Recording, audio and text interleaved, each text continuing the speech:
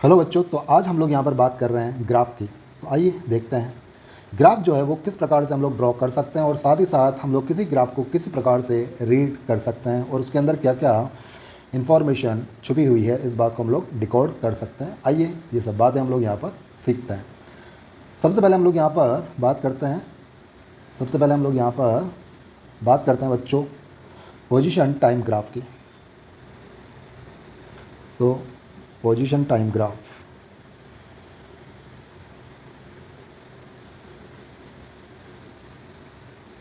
मान लीजिए आपसे कहा गया है कि x ये है बच्चों v इंटू टी, और जो बच्चों v है ये है वेलोसिटी। और हमने कहा मान लीजिए कि उस ऑब्जेक्ट की या उस कार की जो वेलोसिटी है वो है कांस्टेंट मतलब नियत है, ठीक है। तो हम लोग यहाँ पर देख पा रहे हैं कि अगर v कांस्टेंट है तो हम लोग यहाँ से कह सकते हैं कि x is proportional to t, यानी x जो है वो टाइम के समानुपाती होगा, ठीक है। तो टाइम का वैल्यू अगर बढ़ रहा है तो x का वैल्यू भी बढ़ेगा बच्चों, ठीक है। तो अगर हमें यहाँ पर x t ग्राफ ड्रॉ करना है बच्चों, तो उस केस में हम लोग यहाँ पर देख सकते हैं कि आपको टाइम जो है वो हमेशा x एक्सिस पर लेना होगा और y पर आप लोगे स्थिति यानी पोजीशन, ठीक है। टाइम को हमेशा यहाँ पर x एक्सिस पर लेना होता है। क्यों?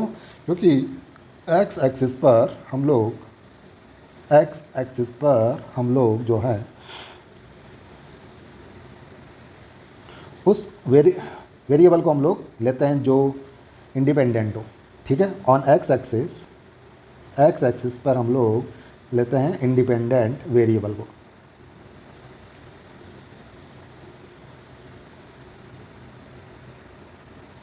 इंडिपेंडेंट मतलब स्वतंत्र चर को हम लोग यहाँ पर यूज़ करते हैं।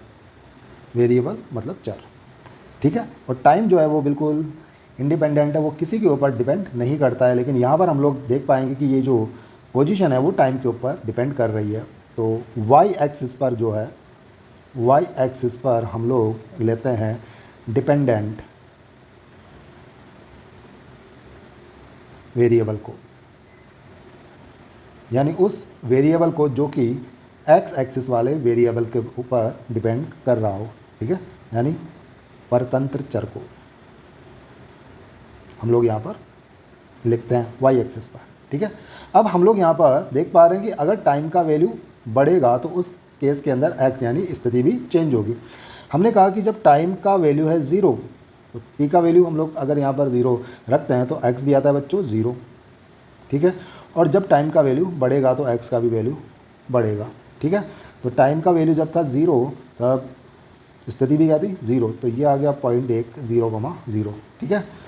अगर मैं कहूँ कि जो v है मान लीजिए 1 मीटर पर सेकंड, तो उस केस के अंदर हम लोग यहाँ पर देख पाएंगे कि जो x आएगा वो आएगा t, ठीक बात है बच्चों। तो t का वैल्यू यदि आपने लिया 1 तो x का भी वैल्यू 1 आएगा। t का वैल्यू अगर 2 लिया तो x का भी 2 वैल्यू आएगा। t का वैल्यू 3 लिया तो x का भी वैल्यू 3 आएगा। तो 1,1 हम लोग यहाँ पर देख पा रहे हैं कि एक पॉइंट हमें यहाँ पर प्राप्त हो चुका है। 2,2 एक पॉइंट हमें यहाँ पर प्राप्त हुआ है। ऐसे ही 3,3 एक पॉइंट हमें यहाँ पर प्राप्त हो चुका है, ठीक है। ऐसे ही हम लोग यहाँ पर x और t के भिन्न भिन्न मान लेकर बहुत सारे पॉइंट प्राप्त कर सकते हैं, और अगर उन सभी पॉइंट्स को हम लोग मिला दें तो आपको एक ग्राफ प्राप्त होगा कुछ इस प्रकार का, ठीक है। तो हम लोग यहाँ पर देख सकते हैं कि आपको एक्स टी ग्राफ जो प्राप्त हुआ है वो है एक सरल रेखा। तो अगर आपको इन दोनों वेरिएबल्स की जो पावर है वो सेम दिखाई दे यानी 1,1, तो उस केस में हम लोग कहेंगे कि इन दोनों वेरिएबल्स के बीच का जो ग्राफ है वो होगा एक सरल रेखा मतलब स्ट्रेट लाइन, ठीक है बच्चों। तो आई होप कि आपको यहाँ पर ये बात समझ में आ गई होगी, ठीक है। अब देखते हैं कि हम लोग कि अगर एक्स टी ग्राफ, मान लीजिए एक्स टी ग्राफ जो है वो कुछ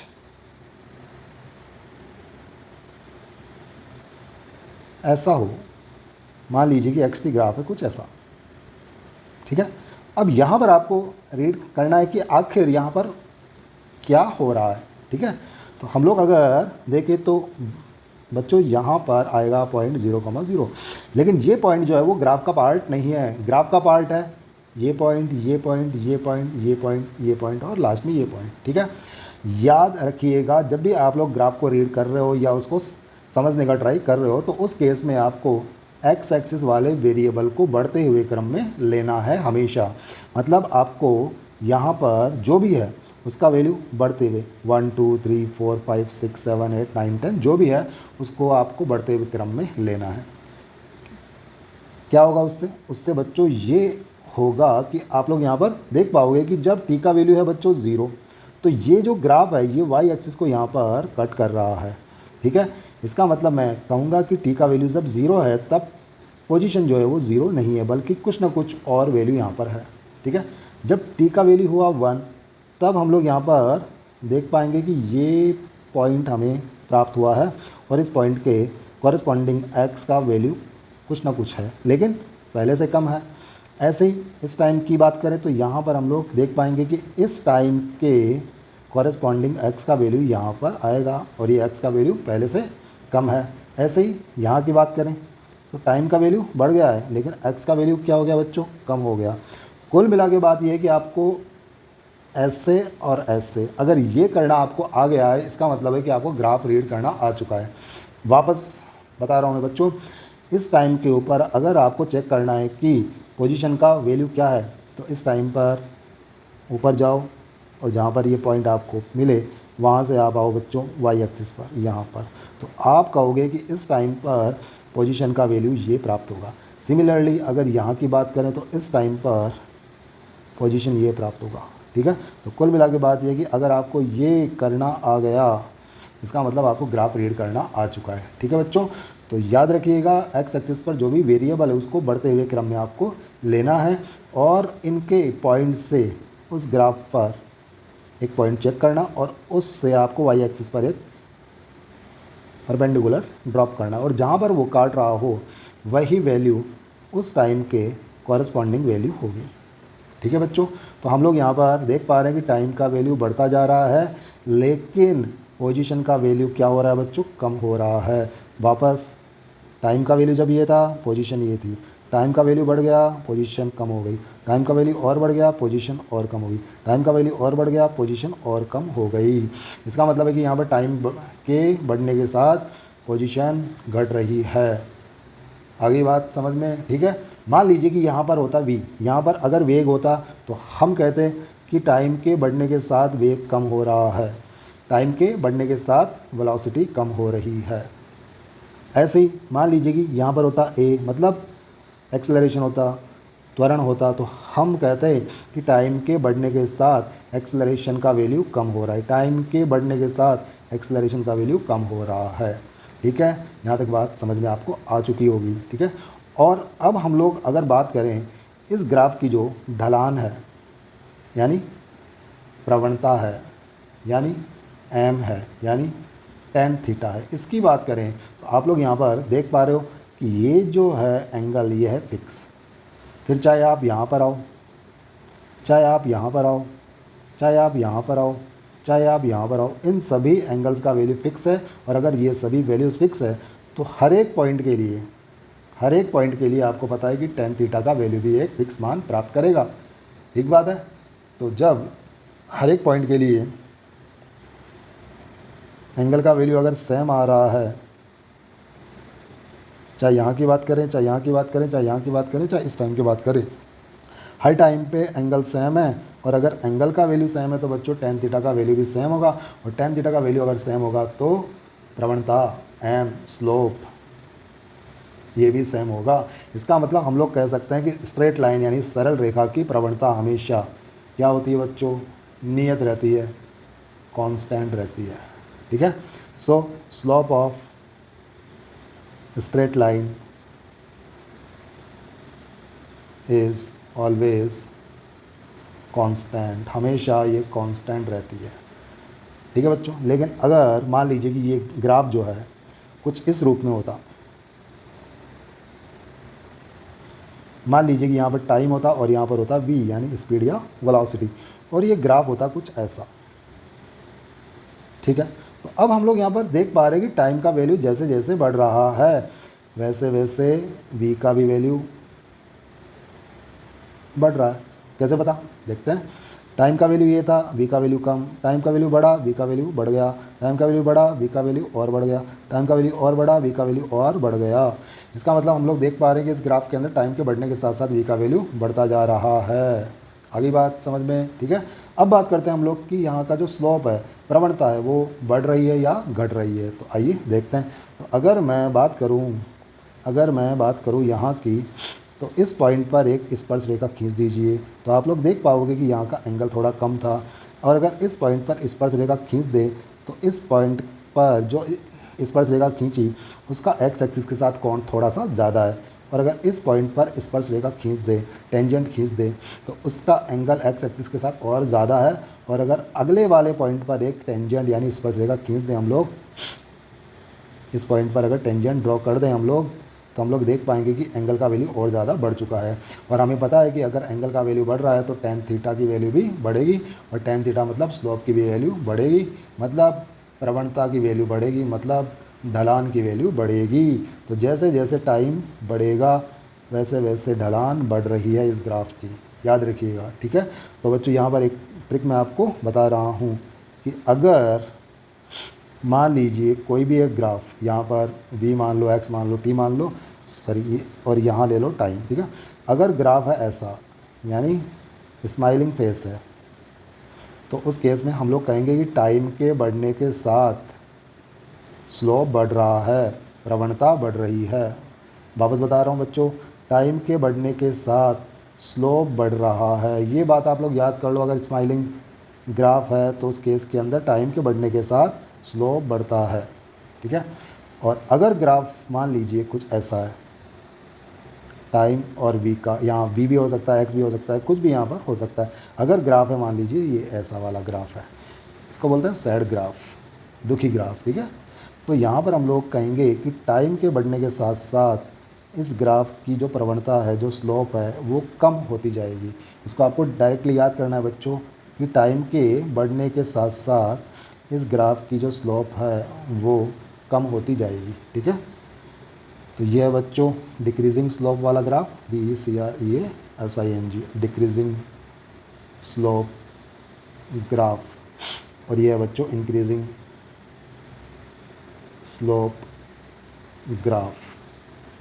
अब चाहे यहाँ पर ये ग्राफ कंप्लीट हो या इसका कुछ पार्ट हो, तब भी हम लोग कहेंगे कि अगर स्माइलिंग फेस वाला ग्राफ है तो उसका स्लोप बढ़ेगा, और सैड वाला ग्राफ है तो उसका स्लोप कम होगा। जैसे मान लीजिए कि आपसे कहा मान लीजिए कि यहाँ पर हमने बनाया एक ग्राफ,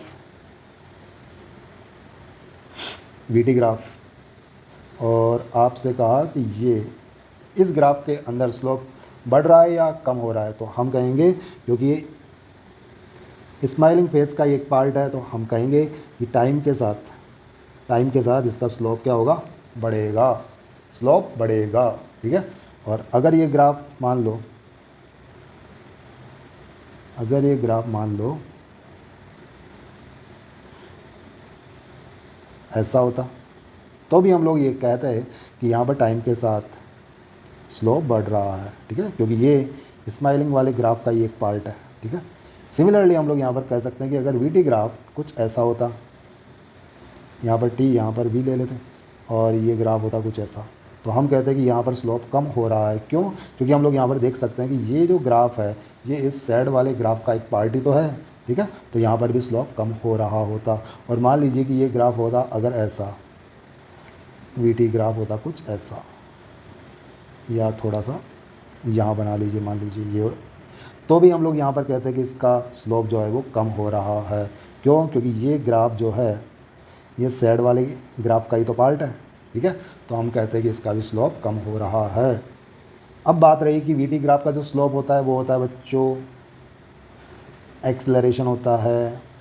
VT ग्राफ का स्लोप होता है एक्सेलरेशन, मतलब त्वरण होता है, ठीक है ना। और अगर यहाँ पर होता XT ग्राफ, ठीक है, और अगर XT ग्राफ की हम लोग बात करें तो XT ग्राफ का जो स्लोप होता है वो होता है बच्चों वेलोसिटी। पोजीशन टाइम ग्राफ का जो स्लोप होता है वो होता है बच्चों वेलोसिटी। और स्लोप के लिए आपको मैंने बता दिया है कि किसी पॉइंट पर टेंजेंट ड्रॉ करो। देखते हैं एक बार, अगर आपको किसी भी पॉइंट पर स्लोप निकालना हो तो उस केस में आपको क्या करना है बच्चों, मान लीजिए कि यहाँ पर टी है और यहाँ पर बी है और आपको दे दिया कुछ ऐसा ग्राफ और आपसे कहा कि इस टाइम पर स्लोप बताइए। तो इस पॉइंट पर आपको क्या करना है बच्चों, एक टेंजेंट यानी स्पर्श रेखा खींच देनी है और इस स्पर्श रेखा का इस पॉजिटिव एक्स डायरेक्शन के साथ कितना एंगल बन रहा है वो एंगल आपको देख लेना है। अगर वो एंगल आपको दिया गया है तो आपको क्या करना है बच्चों, तो आपको लिखना है उस एंगल का वैल्यू 10 के साथ और इसका वैल्यू आपको बता देना है। जैसे मान लीजिए कि अगर 10 का वैल्यू होता 60 डिग्री तो उस केस के अंदर एम यानी स्लोप यानी प्रवणता ये होती बच्चों 10 60 डिग्री यानी √3, ठीक है, ये होती √3।